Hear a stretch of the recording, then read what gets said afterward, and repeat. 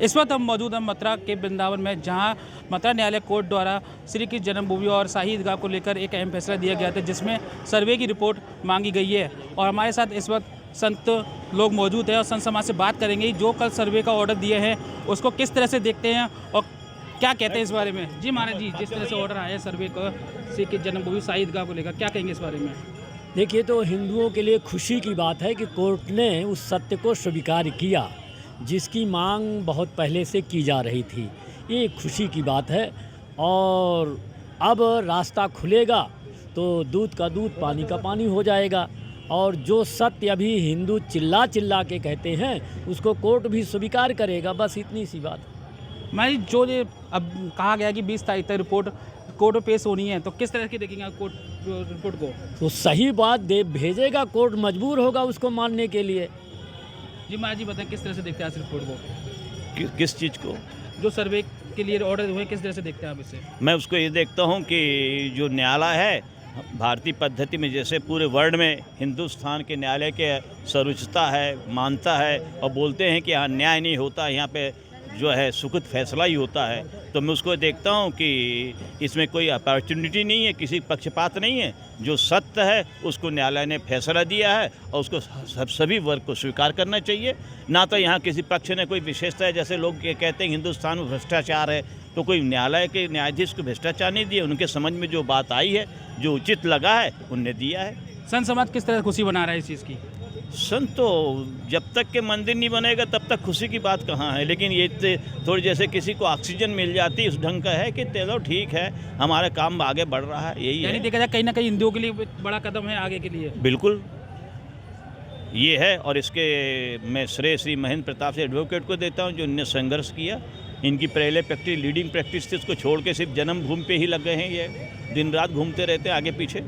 तो हमारे साथ और भी संत मौजूद हैं। महाराज जी बताएं, किस तरह से देखते हैं सर्वे के जो आदेश हुए हैं? ये सर्वे ये हम सब के लिए खुशी है इसमें, क्योंकि सर्वे जो होगी उससे यथार्थ न्याय मिलेगा, उससे हम संतुष्ट होंगे। और सभी लोग जानते हैं का ये कृष्ण जन्मभूमि ही है और हिंदू पक्ष ही विजयी होगा। लेकिन मुसलमान पक्ष उनकी एक स्वभाव है, आदत है। जैसे जहर का स्वभाव होता है मारना, अमृत का स्वभाव होता है जलाना, वैसे विपक्षियों का काम होता है, मुसलमान पक्षों का काम होता है काट करना, लड़ना, लड़ाना, ये काम होता है। लेकिन विजय सत्य की होगी, हम सबकी होगी। और कृष्ण भगवान विराजे, इसको कौन दोहरा सकता है? वो जगह ही हमारी है, उस पर वो कब्जा किए हैं, उसको हटाया जाएगा, सर्वे से न्याय हो जाएगा। वो तो सत्य को कौन छिपा सकेगा, क्योंकि सर्वे में भी गलत तो होगा नहीं, जो साक्ष्य हैं वो मजबूत हैं हमारे, इसलिए हमारी ही विजय होगी। और इससे हम संतुष्ट हैं, साधु समाज संतुष्ट है और इसका आगे शीघ्रता से कदम बढ़ाया जाएगा, शीघ्र से शीघ्र मंदिर बनेगा। महाराज जी पहले अयोध्या, फिर काशी और अब मथुरा की बारी, क्या कहेंगे? हाँ बिल्कुल बात है, सत्य। अयोध्या का जैसे मंदिर बन रहा है वैसे कृष्ण जन्मभूमि का भी मंदिर बनेगा बस। इस पर और हमारे साथ अधिक बात करने के लिए हिंदू पक्ष के जो अधिवक्ता महेंद्र प्रताप जी हैं, जो काफ़ी समय से लड़ रहे हैं इस केस को, वो इससे बताएंगे कि आगे क्या कहेंगे इस बारे में। जी बताएं। देखिए, हम चाहते हैं कि माननीय न्यायालय के द्वारा कोर्ट का अमीन का आदेश किया गया है, बहुत अच्छी बात है। लेकिन अभी हम इसमें आर्कोलॉजिकल सर्वे ऑफ इंडिया से सर्वे कराने के लिए भी माननीय न्यायालय में जा रहे हैं और हम चाहते हैं कि वहाँ डगिंग हो। 1862 से लेकर 1865 तक वहाँ खुदाई कराई गई थी और वहाँ विग्रह निकले थे, जनरल कर्निंगम ने खुदाई कराई थी। तो हम चाहते हैं कि जितने भी फैक्ट्स हैं वो सब न्यायालय के सामने आने चाहिए, पूरे जनमानस के सामने आना चाहिए, सत्य सबके सामने आना चाहिए। क्योंकि जिन चीज़ों को छुपाया गया, कंसीलमेंट ऑफ फैक्ट्स किए गए हैं, कंसीलमेंट फैक्ट करने का अपराध है।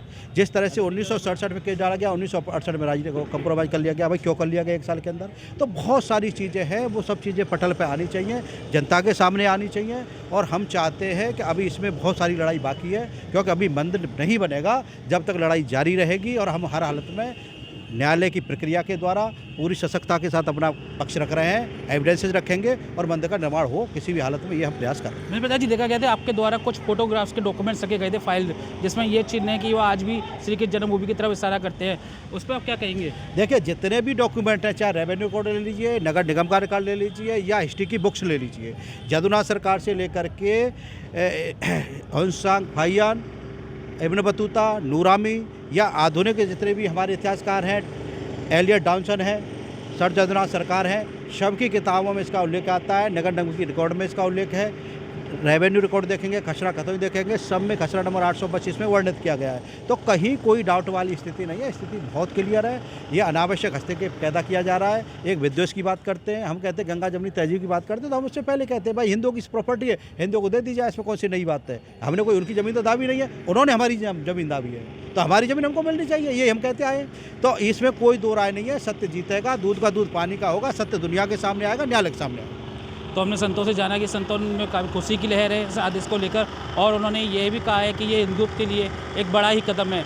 टीवी 9 भारत वर्ष का अग्रवाल, मथुरा।